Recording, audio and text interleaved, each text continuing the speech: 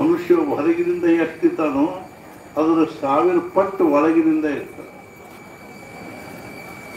ಅನೇಕ ಪ್ರಕಾರದಿಂದ ಮನುಷ್ಯನಲ್ಲೇ ಒಂದು ವಿಶೇಷವಾಗಿರ್ತಕ್ಕಂಥ ಒಂದು ಪ್ರತಿಭೆ, ಶಕ್ತಿ, ಸಾಮರ್ಥ್ಯ ಇರ್ತದೆ. ಆದರೆ ಯಾವ ರೀತಿಯಾಗಿ ನಾವೊಂದು ಬೀಜವನ್ನು ಗೋಧೆವ, ಜ್ವಾಳವ, ಕಡ್ಲೆವ ಇದು ವರ್ಷಗಟ್ಟಲೆ ಇಡ್ರಿ, ಅದ್ರಾಗ ಮೊಳಕೆ ಬರುವುದಿಲ್ಲ. ಅದು ಬೀಸಿದ ಹಿಟ್ಟೂ ಆಗಿಬಿಡ್ಬೋದು. ಅದು ಆದರೆ ಅದರ ಗೋಧಿ, ಅದರ ಜ್ವಾಳ, ಅದರ ಒಂದು ಕಡ್ಲಿ, ತೊಗರಿ ಇತ್ಯಾದಿಗಳನ್ನ ನಾವು ಮಣ್ಣಿನಲ್ಲಿ ಹಾಕಿ ಸ್ವಲ್ಪ ನೀರು ಹಾಕಿದ ಕೂಡಲೇ ಅದರೊಳಗಿನ ಮೊಳಕೆ ಹೊಡಿತದೆ. ಅಂದ್ರೆ ಒಳಗೆ ಆ ಮೊಳಕೆ ಹೊಡೆಯುವಂಥ ಶಕ್ತಿ ಅದನ್ನು ಅದ. ಆ ಮೊಳಕೆ ಒಡಿಸಲಿಕ್ಕೆ ನಾವು ಅದಕ್ಕೊಂದು ವಿಶೇಷವಾಗಿರ್ತಕ್ಕಂಥ ಒಂದು ವ್ಯವಸ್ಥೆ ಮಾಡಬೇಕಾಗ್ತದೆ. ತನ್ನೊಳಗೆ ತಾನು ಸುತ್ತಿರ್ತಾರೆ. ಅದು ಗೋಧಿನೂ ಜೀವಂತ ವಸ್ತುನದಿ ಅದು. ಆದರೆ ಅದರೊಳಗಿನ ಜೀವ ಸೂಕ್ತವಾಗಿದೆ. ಈ ಮಾವಿನ ಹಣ್ಣು ತರ್ತೀವಿ ಪೇಟೆಗಿಂದ, ಅವ್ರು ಹೇಳ್ತಾರೆ 8 ದಿನದಾಗ ಹಣ್ಣು ಆಗ್ತದೆ, 4 ದಿನದಾಗ ಹಣ್ಣು ಆಗ್ತದೆ. ಅವು ತಂದಾಗ ಕಾಯಿಗಟ್ಟಲೆ ಇರ್ತವೆ. ಆ ಪೆಟ್ಟಿಗೆ ಒಳಗನ ಅವು ಹಳದಿ ಆಗಿ ಹಣ್ಣಾಗ್ಬಿಟ್ಟು ಅಂದ್ರೆ ಅದ್ರೊಳಗೆ ಚೈತನ್ಯದ ಅಂತ ಆತಿಲ್ಲ, ಜೀವದ ಅಂತ ಆತಿಲ್ಲ, ಬದಲಾವಣೆ. ಇದೇನು ಇಲ್ಲಿ 15 ದಿವಸಕ್ಕೆ ಇರುವಾಗ ಏನು ಮೊಳಕೆ ಹೊಡಿದ್ರು, ಇದೇನು ಇದು ಅದನ್ನು ಇದು ಮೈಕು ಇರುವ ಇನ್ನು 15 ದಿವಸಕ್ಕೆ ಇರುವಾಗ ಏನೂ ಫರ್ಕ್ ಆಗೋದಿಲ್ಲ. ಯಾಕಂದ್ರೆ ಇರೋ ಚೈತನ್ಯ ಇಲ್ಲ. ಹೆಂಗೋ ಹಂಗೆ ಮನುಷ್ಯನಲ್ಲಿ ಭಗವಂತ ಒಂದು ವಿಶೇಷವಾಗಿರ್ತಕ್ಕಂಥ ಚೈತನ್ಯವನ್ನು ಇಟ್ಟಾರೆ. ಆ ಚೈತನ್ಯ ಒಂದು ವೇಳೆ ಜಾಗೃತ ಆದರೆ ಮನುಷ್ಯ ಏನು ಬೇಕಾದ ಮಾಡ್ತಾನೆ ಪ್ರಪಂಚದಲ್ಲಿ. ಆ ಚೈತನ್ಯ ಜಾಗೃತ ಆಗೋದು ಯಾವಾಗ, ಯಾವ ರೀತಿಯಾಗಿ ನಾವು ಒಂದು ಬೀಜದಲ್ಲಿ ಮೊಳಕೆ ಒಡೆದು ಹೊರಗೆ ಬರಬೇಕು ಅನ್ನೋದಕ್ಕೊಂದು ವಿಷಯ ಮಣ್ಣು ಮತ್ತು ನೀರು ಒದಗಿಸಿದ್ವಿ ಅಂದರೆ ಗಾಳಿ ಅದ್ರೊಳಗೆ ಏನಾಗ್ಬಿಡ್ತದೆ, ಮೊಳಕೆ ಹೊಡೆದ ಮ್ಯಾಲ ಬಂದು ಒಂದು ಆಲದ ಬೀಜ ಮೊಳಕೆ ಹೊಡೆದ ಮ್ಯಾಲ ಬಂದ್ಬಿಟ್ಟು ಎಂಥ ದೊಡ್ಡ ವೃಕ್ಷ ಆಗ್ತದೆ. ಒಂದು ಮಾವಿನ ಗೊಪ್ಪ ಮೊಳಕೆ ಹೊಡೆದ ಮ್ಯಾಲ ಬಂದು ಗಿಡ ಆಗಿ ಹಣ್ಣು, ಆಮೇಲೆ ಹಣ್ಣಾದು ಅಂದ್ರೆ ಎಂಥ ಮಧುರ ಹಣ್ಣ. ಹೆಂಗೋ ಹಂಗೆ ಮನುಷ್ಯನಲ್ಲಿ ಬಹಳಷ್ಟು ಶಕ್ತಿಗಳು ಸೂಕ್ತವಾಗಿರ್ತವೆ.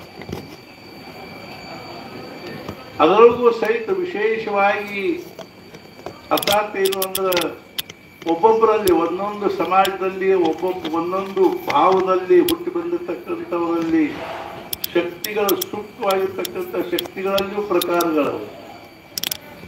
ಒಬ್ಬರಲ್ಲಿ ದೈಹಿಕ ಶಕ್ತಿ ಅದು ಸಹಿತ ಮೊಳಕೆ ಹೊಡೆದ ಜಾಗೃತ ಆಗ್ತದೆ. ಒಬ್ಬೊಬ್ಬರಲ್ಲಿ ಏನಿರ್ತದೆ, ಯಾವುದೋ ಒಂದು ಕಲೆ ಇರ್ತದೆ, ಯಾವುದೋ ಒಂದು ವಿಶೇಷವಾಗಿರ್ತಕ್ಕಂಥ ಒಂದು ಅವರಲ್ಲಿ ಏನಿರ್ತದೆ ಕಲೆ ಇರ್ತದೆ. ಮತ್ತು ಬಹಳಷ್ಟು ಜನರಲ್ಲಿ ಬುದ್ಧಿಶಕ್ತಿ ಜಾಗೃತ ಆಗ್ತದೆ. ಹೆಂಗೋ ಹಂಗೇನದ ಅಂದ್ರೆ ಜನ್ಮನ ಜಾಯತೆ ಶೂದ್ರ. ಶಾಸ್ತ್ರದಲ್ಲಿ ಹೇಳಿದ ಹುಟ್ಟಿದ ಕೂಡಲೇ ನಾವು ಶೂದ್ರ ಅಂತಲ್ಲ, ಶೂದ್ರ ಒದ್ದಿರ್ತೀವಿ. ನನ್ನ ಮಕ್ಕಳು ನೋಡಿದ್ವಿ, ಅವಕ್ಕಿದ್ರೂ ಬಂಧನ ಇಲ್ಲ, ಕುಡಿಲಿಕ್ಕೆ ಬಂಧನ ಇಲ್ಲ. ಅದೇ ರೀತಿಯಾಗಿ ಅವು ಸ್ವಚ್ಛಂದವಾಗಿ ಓಡಾಡ್ತವೆ, ಮಾಡ್ತವೆ. ಅವಕ್ಕೆ ಯಾವುದೂ ನಿಯಮ ಇಲ್ಲ, ಪದ್ಧತಿ ಇಲ್ಲ, ಬಂಧನ ಇಲ್ಲ, ಶೂದ್ರ ಇದ್ದಂಗೆ ಇರ್ತಾರೆ. ಆದ್ರೆ ಸಂಸ್ಕಾರ ದ್ವಿಜ ಉಚ್ಯತೆ. ಅವ್ರಿಗೊಂದು ವಿಶಿಷ್ಟ ಸಂಸ್ಕಾರ ಕೊಟ್ವಿ ಅಂದ್ರೆ ಈಗ ಅವರೊಳಗಿರ್ತಕ್ಕಂಥ ಒಂದು ಜ್ಞಾನ ಶಕ್ತಿ, ಒಂದು ಕಲ್ಪನಾ ಶಕ್ತಿ ಏನದನೋ, ಕ್ರಿಯೇಟಿವಿಟಿ, ನಾಲೆಜ್ ಈಸ್ ಪವರ್ ಅಂತ ಹೇಳ್ತಾರೆ. ಆ ಕಲ್ಪನಾ ಶಕ್ತಿ, ಜ್ಞಾನ ಶಕ್ತಿ, ಇಚ್ಛಾಶಕ್ತಿ, ಆತ್ಮಶಕ್ತಿ, ಮನಸ್ಸಿನ ಶಕ್ತಿ, ಮನೋಬಲ ಇವೆಲ್ಲ ಸೂಕ್ತವಾಗಿರ್ತವೆ. ಅವು ಎಲ್ಲವುಗಳನ್ನು ಜಾಗೃತ ಮಾಡ್ತಕ್ಕಂಥ ಒಂದು ಸಂಸ್ಕಾರ. ಅರ್ಥಾತ್ ಏನು ಅಂದ್ರೆ ಅದಕ್ಕೆ ನಾವೇನಂತೀವಿ ಅಂದ್ರೆ ಉಪನಯನ ಸಂಸ್ಕಾರ. ಬ್ರಾಹ್ಮಣ ಶರೀರದಲ್ಲಿ ಆ ಉಪನಯನ ಸಂಸ್ಕಾರಕ್ಕೆ ಬಹಳ ಮಹತ್ವದ.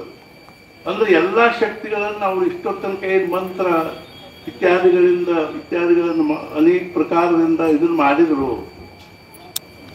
ಅರ್ಥಾತ್ ವಿಧಿವಿಧಾನಗಳನ್ನೇನು ಮಾಡಿದ್ರು ಅವುಗಳ ಮೂಲಕವಾಗಿ ಒಳಗಿರ್ತಕ್ಕಂಥ ಯೋ ದೇವ ಸವಿತಾ ಅಸ್ಮಾಕನ್ ಧಿಯ, ಯಾವ ಪರಮಾತ್ಮ ನಮ್ಮ ಬುದ್ಧಿಯನ್ನು ಪ್ರೇರಣೆ ಮಾಡ್ತಾನೋ, ತಸ್ಯ ತದ್ಭರ್ಗ ಅಂದ್ರೆ ವಿಶಾಲವಾದ್ದು, ತದ್ವರೇಣ್ಯ ಶ್ರೇಷ್ಠವಾದದ್ದನ್ನ ಇವತ್ತು ಎಲ್ಲ ಇಷ್ಟು ಮಕ್ಕಳ ಅಂತಃಕರಣದಲ್ಲಿರ್ತಕ್ಕಂತಹ ಸೂಕ್ತವಾದ ಶಕ್ತಿಯನ್ನ ಜಾಗೃತಗೊಳಿಸ್ತದೆ. ಜಾಗೃತಗೊಳಿಸಿದ್ವಿ, ಮೊಳಕೆ ಹೊಡಿತು, ಮುಂದೆ ಅದಕ್ಕೆ ಲಕ್ಷ್ಯ ಕೊಡಲಿಲ್ಲ ಅಂದ್ರೆ ಮನೆಗೆ ಹೋಗ್ಬಿಡ್ತು, ಬಾಡಿ ಹೋಗ್ಬಿಡ್ತು. ಮಾವಿನ ಗೊಪ್ಪ ಈಗ ನಮ್ಮ ಕೂಲ್ಯಾಗ ಒಬ್ರು ಮಾವಿನ ಗಿಡ ತಂದಿಟ್ಟಾರ, ಅಲ್ಲಿ ಅಲ್ಲೇ ಇಟ್ಕೊಂಡು ಕೂತೀವಿ ಅಂದ್ರೆ ಇನ್ನೊಂದು 4 ದಿನದಾಗ ಅದು ಬಾಡಿ ಹೋಗ್ಬಿಡ್ತು. ಮತ್ತೆ ಏನ್ ಮಾಡ್ಬೇಕಾಗತ್ತೆ? ಅದಕ್ಕೆ ದಿನ ನಾವು ಉಪಚಾರ ಮಾಡ್ಬೇಕಾಗ. ಆ ಉಪಚಾರದ ಪದ್ಧತಿಯನ್ನು ಸಹಿತ ಶಾಸ್ತ್ರಗಳಲ್ಲಿ ಹೇಳಿಬಿಟ್ಟು ಬಿಟ್ಟಾರ. ನೀವು ದಿನ ಇಷ್ಟು ಮಾಡಿದ್ರೆ ಸಾಕು. ಈಗ ನಾವು ಗಿಡ ಒಯ್ದು ಏನ್ ಮಾಡಬೇಕು, ಮಣ್ಣಾಗ ಹಚ್ಚಬೇಕು. ಹಚ್ಚಿ ದಿನ ಪ್ರತಿ ದಿವಸ ನೀರು ಕೊಟ್ಕೋತ ಇರಬೇಕು, ನೀರು ಹಾಕೋತ ಇರಬೇಕು, ಗೊಬ್ಬರ ಹಾಕಬೇಕು. ಕ್ರಿಮಿ ಕೀಟಗಳಿಂದ ಬಂದು ತಿನ್ನಬಾರ್ದು, ಅದನ್ನ ಹುಳ ಬಂದು ಕಡಿಬಾರ್ದು, ಚೂಟಬಾರ್ದು. ಯಾಕಂದ್ರೆ ಇನ್ನೂ ಬಹಳ ಮೃದು ಇರ್ತದೆ. ಈಗ ನಮ್ಮ ಕೊಲೆಗ ಒಳಗೆ ಕೊಲೆಗ ಅದು ಒಳಗೆ ಕೊಲೆಗ ಮಾಯಿಲ್ಲ ತುಂಬ. ಅದು ಏನಾದ್ರು ಒಂದು ಹುಳ ಬಂದು ಕಳೆದು ಬಿಡ್ತು ಅಂದ್ರೆ ಅದು ಸಿಗಿದಿಲ್ಲ. ಹೆಂಗೋ ಹಂಗೆ ಏನದಂದ್ರೆ ಇವೆಲ್ಲ ಎಚ್ಚರಿಕೆಗಳನ್ನು ನಾವು ಮಕ್ಕಳ ವಿಷಯದಲ್ಲಿ ವಹಿಸಿದ್ದಾದರೆ ಅವ್ರ ಮುಂದೆ ಮಧುರವಾದಗಿರ್ತಕ್ಕಂಥ ಹಣ್ಣನ್ನು ಕೊಡ್ತಾರೆ. ಏನು ಎಚ್ಚರಿಕೆ ವಹಿಸಬೇಕು? ಈಗ ಯಾವ ಶಕ್ತಿ ಜಾಗೃತ ಆಗಿದೆ ಅನ್ನೋದು ನಮಗೆ ತಿಳಿದಿಲ್ಲ. ಅವ್ರ ಬುದ್ಧಿಶಕ್ತಿ ಆಗ್ಯದೋ, ವಿಚಾರ ಶಕ್ತಿ ಆಗ್ಯದೋ, ಕ್ರಿಯೇಟಿವಿಟಿ, ನಿರ್ಮಾಣ ಶಕ್ತಿ. ನೋಡ್ರಿ, ಈ ಗಿಡಕ್ಕೆ ನಾವು 4 ದಿವಸ ನೀರು ಹಾಕ್ಲಿಲ್ಲ ಅಂದ್ರೆ ಏನಾಗ್ತದೆ? ಇದೆಲ್ಲ ಎಲ್ಲಿ ಜೋತಾಡ್ಲಿಕ್ಕೆ ಹತ್ಬಿಡ್ತಾವ. ಹೆಂಗೋ ಹಂಗೇನದಂದ್ರೆ ಇವರು ಒಂದು ದಿವಸ ಸಂಧ್ಯಾ ವಂದನೆ ಮಾಡದೇ ಇದ್ರೆ ಇವ್ರು ಎಲ್ಲಿ ಜೋತಾಡ್ಲಿಕ್ಕೆ ಹತ್ತು. ಗಾಯತ್ರಿ ಜಪ ಮಾಡದೇ ಇದ್ರೆ ಇವರು ಬುದ್ಧಿಶಕ್ತಿ ಒಂದು ಏನ್ ಜಾಗೃತಿ ಆಗ್ಬೇಕಲ್ಲ, ಆ ಜಾಗೃತಿ ಆಗಂಗಿಲ್ಲ.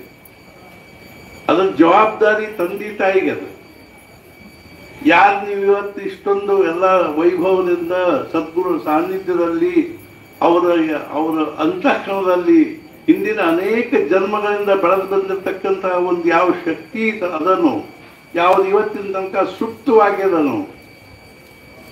ಬರೀ ಶಾಲ್ಯಾಗ 7ನೇ ತಿದ್ದಾನ್ರಿ 8ನೇ ತಿದ್ದಾನಂದ್ರೆ ಶಕ್ತಿ ಜಾಗೃತ ಆದಂಗೆ ಅಲ್ಲ. ಅದು ಎಲ್ಲರಿಗೂ ಶಕ್ತಿ ಅದ.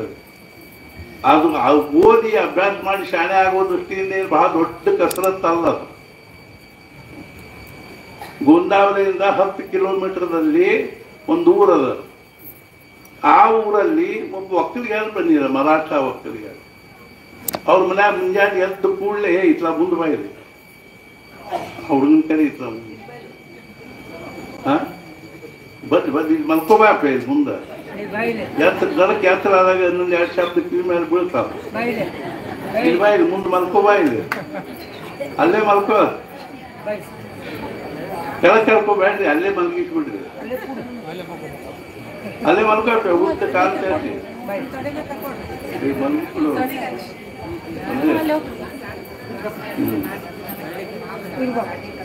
ಗೋಂದಾವಲಿಯಿಂದ ಒಂದು 10 ಕಿಲೋಮೀಟರ್ ಅಂತರದಲ್ಲಿ, ಒಂದು 10 ಕಿಲೋಮೀಟರ್ ದೂರ ಒಂದು ಮನೆ, ಒಬ್ಬರು ಒಂದು ಊರದ. ಆ ಊರಿನಾಗ ಒಬ್ಬ ಒಂದು ಕುಟುಂಬ ಅದ. ಆ ಕುಟುಂಬದಲ್ಲಿ ಎಲ್ಲರೂ ಮುಂಜಾನೆ ಕೂಡ ರೊಟ್ಟಿಗಳನ್ನು ಕಟ್ಟಿಕೊಂಡು ಹೊಲಕ್ಕೆ ಹೋಗೋರು. ಎಲ್ಲಾರು ಕೂಡ ಮನ್ಯಾಗಿನ ಅಪ್ಪ ಅವ್ವ ಮಕ್ಕಳು ಎಲ್ಲಾರು ಕೂಡ ವಿಚಾರ ಮಾಡಿದ್ರು, ಒಂದು ಹುಡುಗನ ಶಾಲೆಗೆ ಹಾಕೋಣ. ನಮ್ಮ ಮಗ BA ಆದ್ರಿ, MBA ಆದ, BSc ಏನ್ ದೊಡ್ಡ ಮಹತ್ವದ ವಿಷಯ ಅಲ್ರಿ ಅದು. ಅವನಲ್ಲಿ ಭಗವಂತ ಯಾವ ಶಕ್ತಿ ಖರೆ ಅಂದ್ರೂ ಮಹತ್ವಪೂರ್ಣವಾಗಿರ್ತಕ್ಕಂಥ ಶಕ್ತಿ ಕೊಟ್ಟಾನೋ ಅದು ಬಹಳ ಬೇರೆ ಅದು. ನಮ್ಮ ಕಡೆ ಬರ್ತದೆ, ನನ್ನ ಮಗ ರೀ MD ಆದ್ರೆ ಅದೇ ಮುಂದೆ ಕಲ್ಲು ಹೋಗೋದು MD ತಲೆಗೆರೆ ಹೊಡಿತದೊಂದು, ಇಲ್ಲ MB MS ತಲೆಗೆರೆ ಹೋಗಿ. ಎಷ್ಟು ಮಂದಿ ಇದ್ದಾರೆ ಸಮಾಜದಲ್ಲಿ MD MS ಅದು. ಎಲ್ಲರೂ ಹೊಟ್ಟೆ ಪಾಡಿಗಾಗಿ, ಎಲ್ಲರೂ ಮಾಡೋದು ಹೊಟ್ಟೆಗಾಗಿ, ಗೇಣು ಬಟ್ಟೆಗಾಗಿ. ಒಂದು ದಿವಸ ನಾವು ಕಾರ್ನಾಗ ಹೊಂಟಿದ್ವಿ, ಹರೀಶನ್ ನಾವು ಕಾರ್ನಾಗ ಅವನು CD ಹಚ್ಚಿದ್ದ. ಎಲ್ಲರೂ ಮಾಡೋದು ಹೊಟ್ಟೆಗಾಗಿ, ಗೇಣು ಬಟ್ಟೆಗಾಗಿ. ಮುಂದ್ಕೂತ ಹೋಗೋದಕ್ಕೆ ಒಂದು ದೊಡ್ಡದ ಇದು ಕಾಣಿಸ್ತು, ಹೋಟೆಲ್. ನಮಗೆ ದೊಡ್ಡದೊಂದು ಹೋಟೆಲ್ ಕಟ್ಟಿ ಅದರ ತುಂಬಾ ತಿಂಡಿ ಇಟ್ಟು ಬಂದವ್ರಿಗೆಲ್ಲ ಚಹಾ ಕುಡಿಸೋದು ಹೊಟ್ಟೆಗಾಗಿ, ಗೇಣು ಬಟ್ಟೆಗಾಗಿ. ಮುಂದ್ಕೂತ ಹೋಗಿ ದೊಡ್ಡದೊಂದು ಹಾಸ್ಪಿಟ್ಲ್ ಕಾಣಿಸ್ತು. MBBS MD ಆಗಿ ದೊಡ್ಡದೊಂದು ಕ್ಲಿನಿಕ್ ಕಟ್ಟಿ ಬಂದವ್ರಿಗೆಲ್ಲ ಸೂಜಿ ಸುತ್ತೋದು ಹೊಟ್ಟೆಗಾಗಿ ಗೇಣು ಬಟ್ಟೆಗಾಗಿ. ಒಂದು ದಿವಸ ಇಲ್ಲಿ ಹೆಬ್ಬಳ್ಳಿ ಪೇಟೆಗೆ ಹೊಂಟಿದ್ವಿ. ಎಂತೆಂಥ ಅವ್ರಿಗೆ ಅರ್ಬಿ ಅಂಗಡಿ ಅವು, ದೊಡ್ಡದೊಂದು ಅಂಗಡಿ ಕಟ್ಟಿ ಅದ್ರ ತುಂಬಾ ಬಟ್ಟೆ ಇಟ್ಟು ಬಂದವ್ರಿಗೆಲ್ಲ ಟೊಪ್ಪಿಗೆ ಹಾಕೋದು ಹೊಟ್ಟೆಗಾಗಿ ಗೇಣು.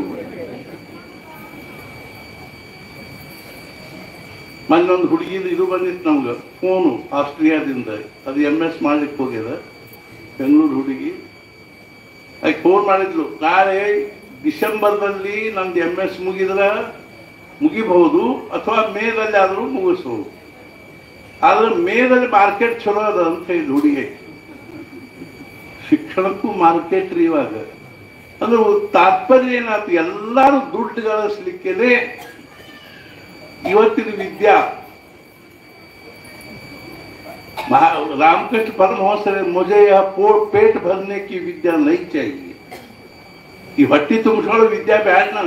ನಿಮ್ಗೆಲ್ಲ ಹಂಗೆ ಬಿಡಿಸ್ರಿ ಅಂತ ಹೇಳಿ ಕತ್ತಿಲ್ರಿ.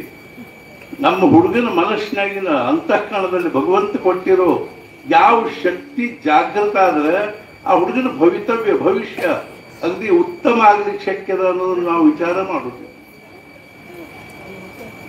ಆ ಮನೆಯೊಳಗೆ ಎಲ್ಲಾರು ರೊಟ್ಟಿಗಂಡು ಕಟ್ಕೊಂಡು ಹೊಲಕ್ಕೆ ಹೋಗೋರು.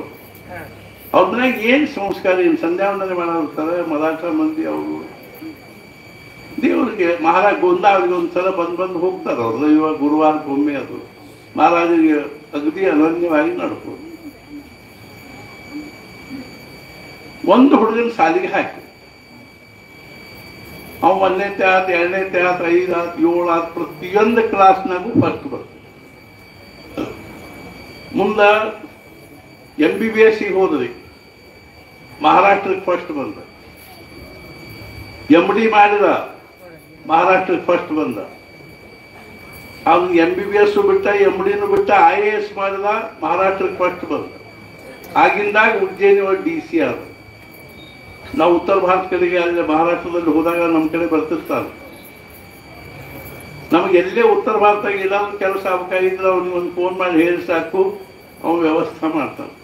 ಕಾಶಿಯೋಗಿ ಹೋಗಿದ್ವಿ ನಾವು ಮೊನ್ನೆ, ಇನ್ನೊಂದು ಕೂಡ್ಲಿ ಮಠದ ಇದ್ರ ಸಲುವಾಗಿ 23 ಮಂದಿ ಇದ್ವಿ.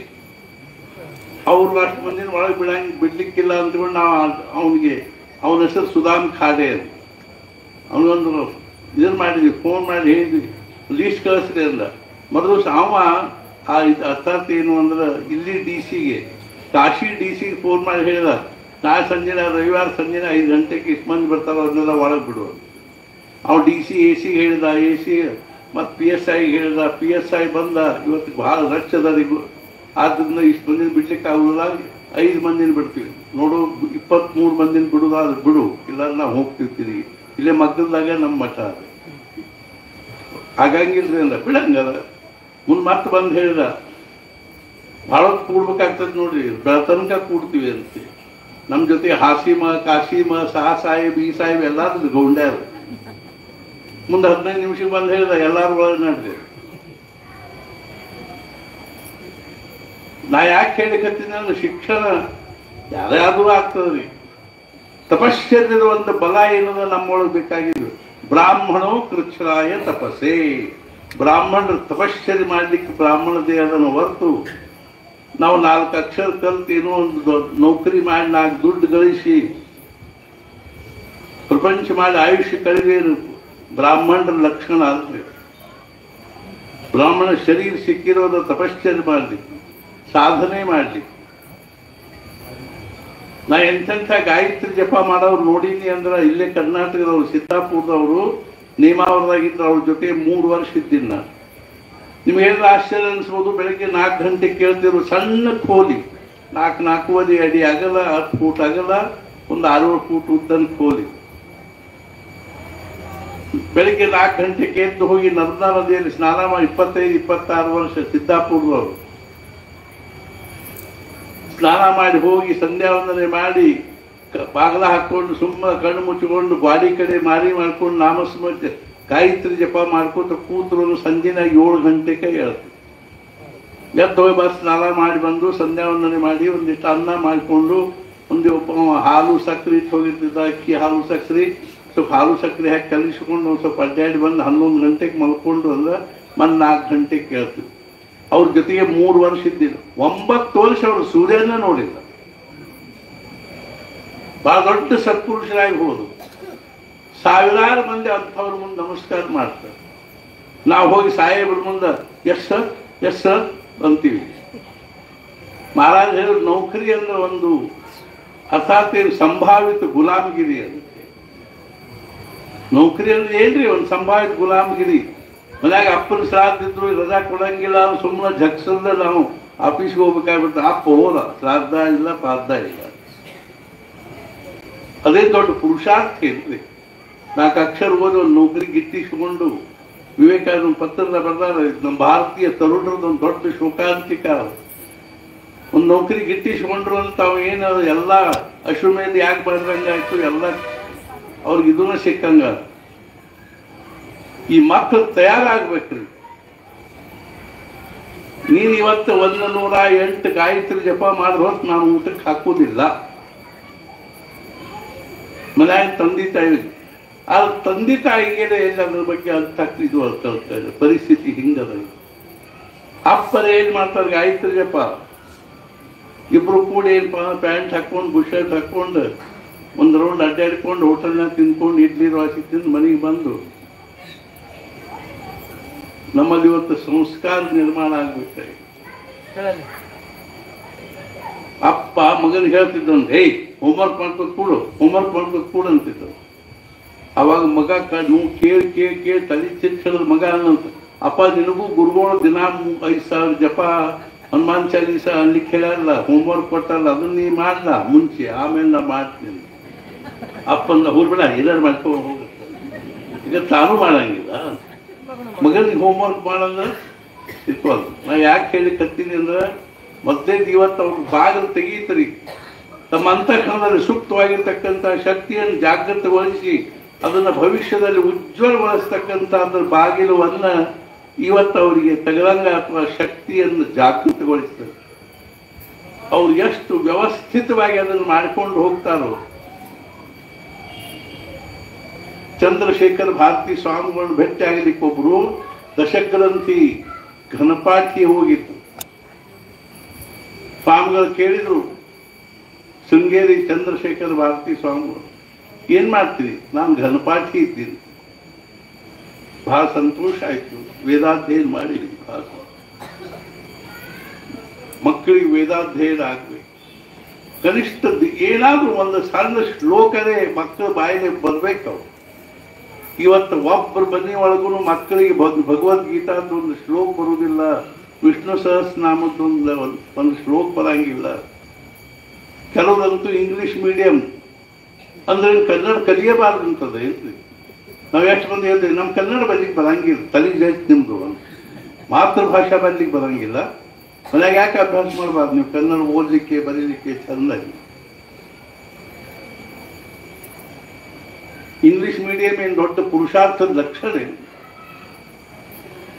ಸ್ವಾಮಿಗಳು ಕೇಳಿದ್ರು, ಬಹಳ ಸಂತೋಷ ಆಯ್ತು.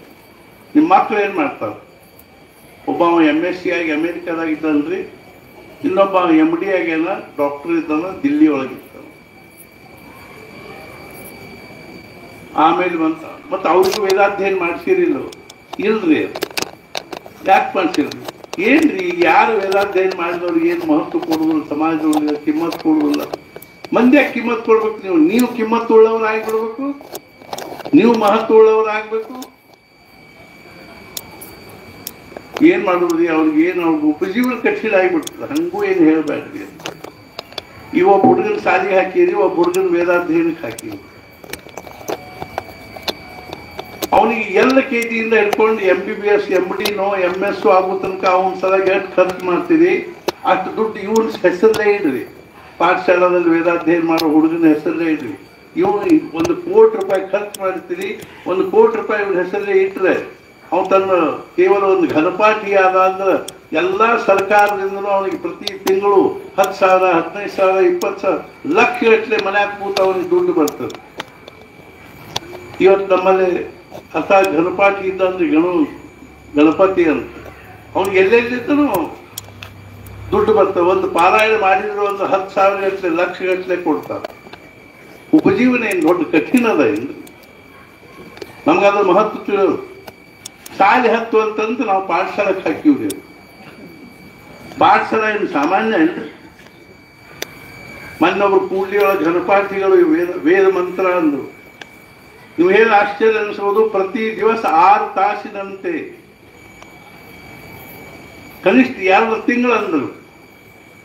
ಸುಮ್ಮನೆ ಕೂತ್ಕೊಂಡು ಅಂದ್ರು. ಮತ್ತೊಬ್ರು ಬರೋಬ್ಬರಿ ಅಂತಾರೆ ನೋಡ್ಲಿಕ್ಕೆ ಕೂತಿದ್ರು. ಎಷ್ಟು ಧಾರ್ಮ ಶಕ್ತಿ ಬೇಕಾದ್ರೆ. ಪಾಠಶಾಲಾ ದಮ್ಮಿಲ್ಲ ಅಂತ ತಿಳ್ಕೊಂಡು ಸಾಲಿಗೆ ಹಾಕಿವಿ ಅಂತ ಹೇಳ್ಬೇಕು. ಪಾಠಶಾಲಾ ಕಲಿಯೋ ದಮ್ಮಿಲ್ಲ, ಅದಕ್ಕೆ ಸಾಲಿಗೆ ಹಾಕಿವಿ. ಅರ್ಥಾತ್ ನಾ ಯಾಕೆ ಹೇಳಿಕತ್ತೀನಿ ಅಂದ್ರೆ ಅವ್ರು ಅಂದ್ರು ಒಂದು ಹುಡುಗನ ಹಿಂಗ್ ಮಾಡ್ಬೇಕಾಯ್ತು, ಒಂದು ಹುಡುಗನ ಹಿಂಗ್ ಮಾಡ್ಬೇಕು. ಮಾತಾಡ್ಕೊತ ನಮ್ಮ ಅರ್ಥ ಮುಟ್ಟಂದ್ರೆ ಬಹಳ ಸುಖವಾಗಿ ಇರ್ತದ್ರಿ. ಮತ್ತೆ ನೀವ್ಯಾಕಿಲ್ಲ ಅವ್ರ ಮನಿ ಅಂತಾವಿದ್ದು, ನಿಮ್ಮ ಮನಿ ಅಂತದ್ದು. ಅವ್ರ ಮನ್ಯಾಗ ಇರ್ತಿದ್ರು. ಮ್ಯಾಲೆ ಏನಪ್ಪ ಇದು ಮಡಿಗೆ ಹಾಕಿದ್ದು. ನಿಮ್ಮ ಮನಿ ಅಂತಂತವ್ 2-3 ಅಂತಸ್ತಿನ RCC ಬಿಲ್ಡಿಂಗ್ ಅವರು. ಅವ್ರ ಬಟ್ಟೆ ಅಂತಾವಿದ್ದು. ನಮ್ಮ ಅಜ್ಜ ಒಂದು ಧೋತ್ರ ಉಟ್ಕೋತಿದ್ರು, ಒಂದು ಉಪರ್ಣ ಹೊತ್ಕೋತಿದ್ರು.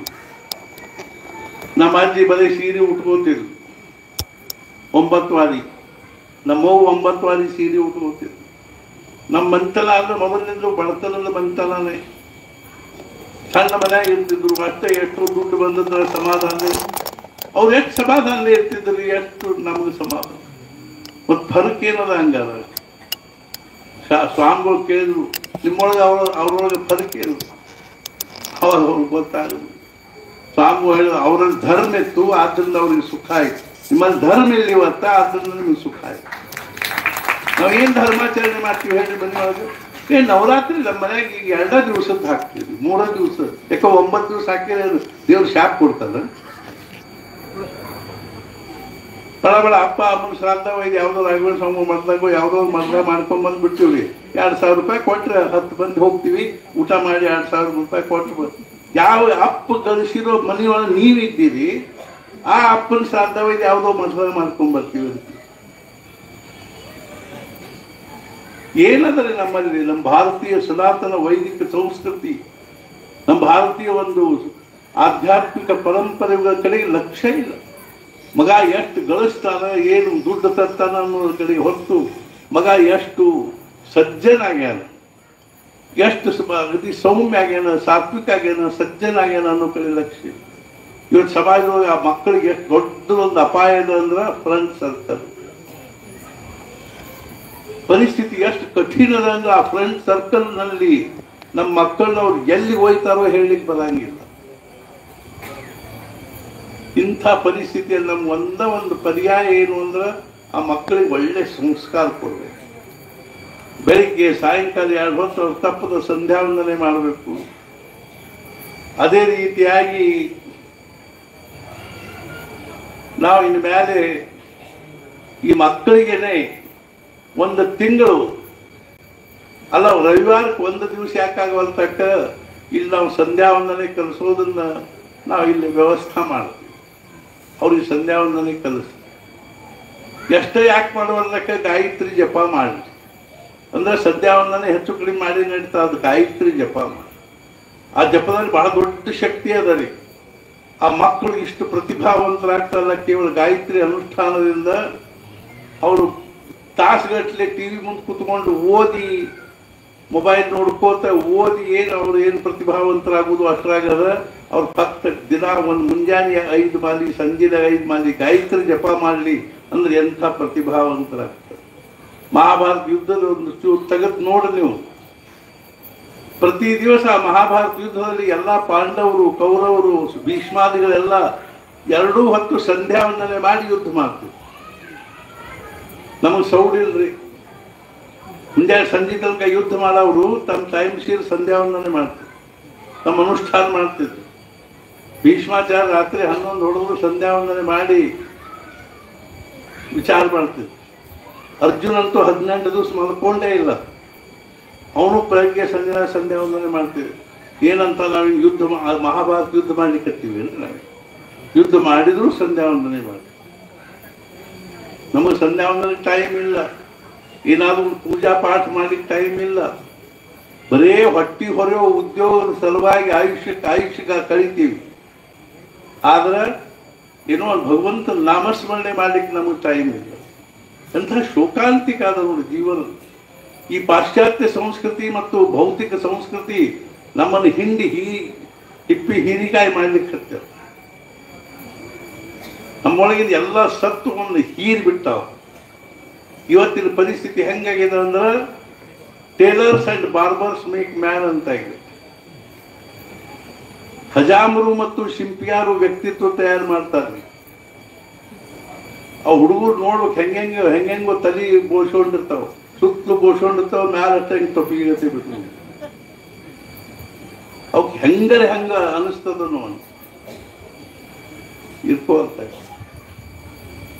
ನಾವು ಮಕ್ಕಳಿಗೆ ಎಷ್ಟು ಶಕ್ಯ ಉತ್ತಮವಾಗಿ ಯಾವುದೂ ಇದರೊಳಗೆ ಅಪೇಕ್ಷೆ ಏನೂ ಇಟ್ಕೊಳ್ಳೋದನೆ ಅವುಗಳಿಗೆ ಉಪನಯನ ಆಗಬೇಕು. ಅವು ಒಂದು ಕಡೆಗೆ ಷಷ್ಠಬ್ದಿ ಒಂದು ಹಿಂಗೆ ಉಪನಯನದ ಇದಕ್ಕೆ ಹೋಗಿದ್ವಿ, ಆಶೀರ್ವಚನ ಮಾಡ್ರಿ ಅಂದರು.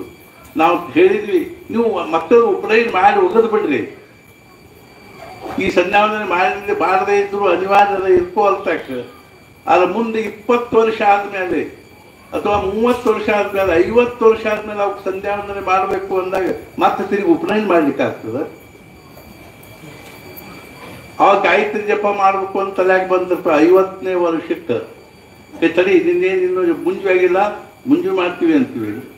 ಈ ಮಾಡಿ ಇಟ್ಬಿಡುದು ಅವತರ ಅಂತಃಕರಣದಾಗ ಆ ಜನ್ಮಾಂತರದ ಒಂದು ಸಂಸ್ಕಾರ ವಿಶೇಷದಿಂದ ಯಾವಾಗಾದರೂ ಅವ್ರ ಮನಸ್ಸಿನಾಗ ನಾನು ನಿತ್ಯ ಸಂಧ್ಯಾವಂದನೆ ಮಾಡಬೇಕು, ಪ್ರತಿ ದಿವಸ ಮುಂಜಾನೆ ಸಂಜೆನಾಗ ಗಾಯತ್ರಿ ಜಪ ಮಾಡಬೇಕು ಅನ್ನೋ ಭಾವ ಬಂದಾಗ ಈ ಪ್ರಪಂಚದ ಒಂದು ಈಸರ ಬಾಸದ ತಲೆ ಹಿಡಿದು ಸಂಧ್ಯಾವಂದನೆ ಮಾಡಬೇಕು, ನಾನು ಅನುಷ್ಠಾನ ಮಾಡಬೇಕು ಅಂತ ಅವು ಮಕ್ಕಳ ತಲೆಯಾಗಿ ಬಂದಾಗ ಜನಿವಾರ ಇಲ್ಲ ಅಂತ ಆದ್ರೆ ಹೆಂಗರಿ ಅದು ಹಾಕಿಟ್ಬಿಡುದು ಒಂದು ಜನಿವಾರ.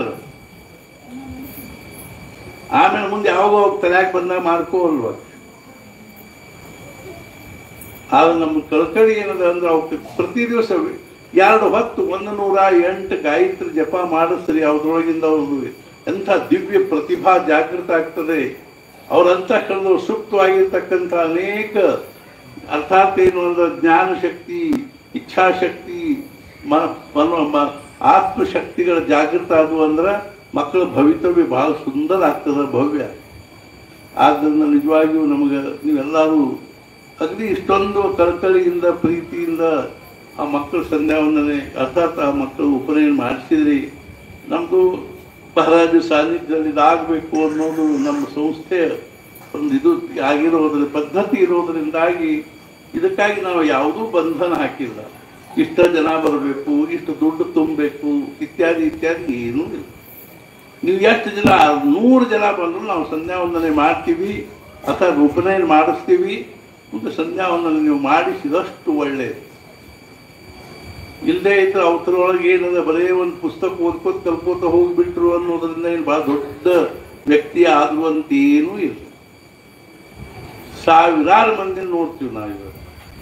ಅದಕ್ಕೆ ಹೋಗಿ ಆಫೀಸ್ಗೆ ಹೋಗಿ ಬಂದು ಅರ್ಥಾತ್ ಏನು ಅಂತ ಊಟ ಮಾಡಿ ಮಲ್ಕೊಂಡ್ರು ಅಂದ್ರೆ ಮತ್ತೆ ತಿರುಗಿ ಮುಂಜಾನೆ ಆಫೀಸ್ಗೆ ಹೋಗಿ ಬರೋದು, ಊಟ ಮಾಡೋದು, ಮಲ್ಕೋದು.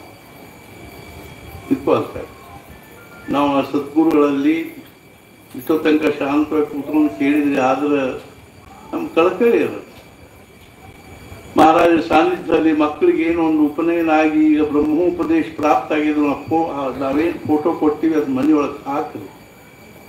ತಂದಿನೂ ಓದಬೇಕು, ತಾಯಿನೂ ಓದಬೇಕು, ಮಕ್ಕಳು ಓದಬೇಕು. ಮತ್ತು ಇದ್ರ ಜೊತೆಗೇನೆ ನಾವು ಈ ಸದ್ಯ ಎಲ್ಲರಿಗೂ ಒಂದು ಜಪಮಾಲಿ ಮತ್ತು ಜಪಮಾಲಿ ಚೀಲ ಒಂದು ಪುಸ್ತಕ ಕೊಡ್ತೀವಿ ಮಕ್ಕಳಿಗೆ. ಅವರು ಆ ರಾಮನಾಮ ಜಪಾನು ದಿನ 1 ಮಾಲಿ 2 ಮಾಲಿ 5 ಮಾಲಿ ಬಾಳಿ.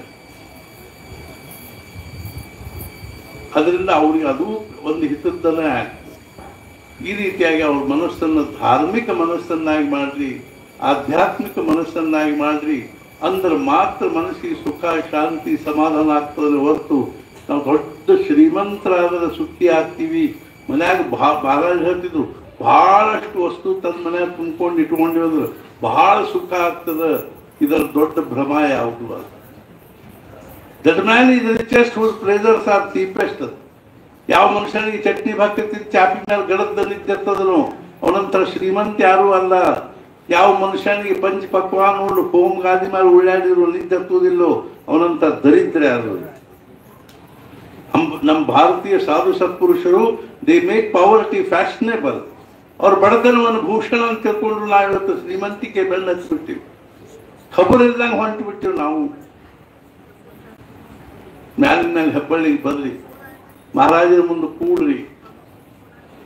ಮಹಾರಾಜ ದೃಷ್ಟಿ ನಮ್ಮ ಮೇಲೆ ಬಿದ್ದರೆ ಸಾಕು, ನಮ್ಗೆ ಎಷ್ಟು ಅವಗುಣ ಕಡಿಮೆ ಆಗ್ತವೆ, ದೌರ್ಬಲ್ಯ ಕಡಿಮೆ ಆಗ್ತವೆ, ದೋಷ ಕಡಿಮೆ ಆಗ್ತವೆ. ಅವ್ನು ಜಪ್ ಮಾಡಿ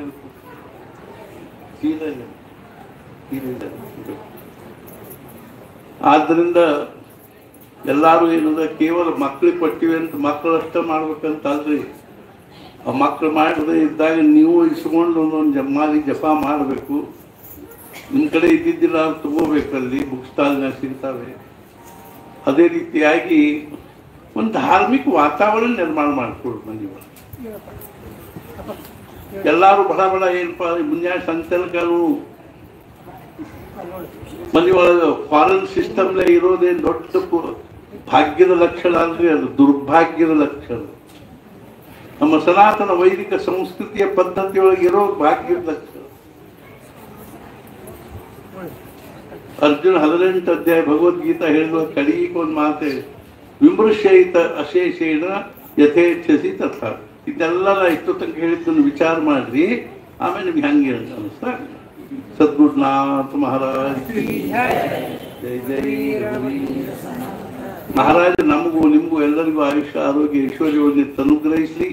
ಮತ್ತು ಮುಖ್ಯವಾಗಿ ನಮಗೆಲ್ಲರಿಗೂ ಭಗವಂತನಲ್ಲಿ ಭಕ್ತಿ, ನಾಮದಲ್ಲಿ ಪ್ರೇಮ ಹಾಗೂ ಅನನ್ಯವಾಗಿರ್ತಕ್ಕಂಥ ನಿಷ್ಠೆಯನ್ನು ಕೊಳ್ಳಿ ಅಂತ ತಿಳ್ಕೊಂಡು ಹೇಳಿ, ಇನ್ನು ಮೇಲೆ ಆ ಬ್ರಹ್ಮಚಾರಿಗಳು ಆ ಕಡೆ ಕೂಡಬೇಕು. ಇವತ್ತಿನಿಂದ ತಾಯಿ ಅರ್ಥಾತ್ ಎಲೆಯಲ್ಲಿ ಕೂಡೋದು ಮುಗೀತು. ಅವರು ಸ್ವತಂತ್ರವಾಗಿ ಪ್ರಸಾದ ಮಾಡಬೇಕು. ಇವತ್ತು ಅವ್ರು ಹೆಂಗೆ ಊಟ ಮಾಡಬೇಕು ಅನ್ನೋದನ್ನ ಅಲ್ಲಿ ಕಲಿಸ್ತಾರೆ. ಆ ಪದ್ಧತಿ ಪ್ರಕಾರ ಅವರು ಊಟ ಮಾಡಬೇಕು.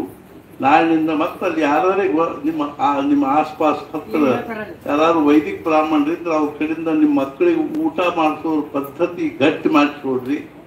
ಅದೇ ರೀತಿ ಅವ್ರು ಊಟ ಮಾಡಬೇಕು. ಚಿತ್ರಾವತಿ, ತಿರುವಿ, ಮಾಡಿ ಇತ್ಯಾದಿ ಒಂದು ಸುಸಂಸ್ಕೃತ ಮಕ್ಕಳಾಗಬೇಕು ಅನ್ನೋ ಕಳಕಳಿ ನೀವು ಹೊಂದಿ ಅವ್ರ ಭವಿಷ್ಯದ ಬಗ್ಗೆ ಬಹಳ ದೊಡ್ಡ ಕಾಳಜಿ ವಹಿಸಬೇಕು. ಭಗವಂತ ಸದ್ಗುರು ನಿಮ್ಮನ್ನೆಲ್ಲರನ್ನೂ ಅನುಗ್ರಹಿಸಲಿ ಅಂತ ಹೇಳಿ ಈ ಮಕ್ಕಳು ಈ ಪುಸ್ತಕ ಜಪಮಾಲಿ ತಗೋಬೇಕು, ಇದನ್ನ ಓದಬೇಕು ಮತ್ತು ಅಲ್ಲಿ ಆ ಕಡೆಗೆ ಪ್ರಸಾದದ ವ್ಯವಸ್ಥೆ.